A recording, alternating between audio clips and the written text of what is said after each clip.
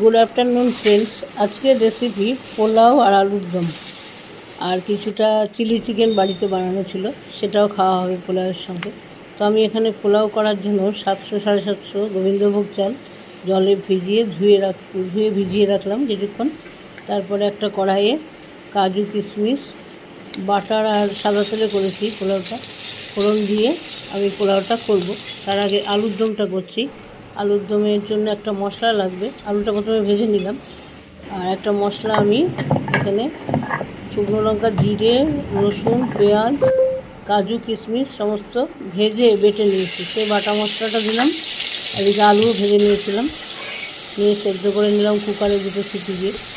বাটা মশলা সেদ্ধ হয়ে গেল, আলু এবার ভালো করে কষিয়ে সামান্য চিনি দেবো, দিয়ে একটু কাশ্মীরি মির্চ দিয়ে নামিয়ে নেবো আলুর দম।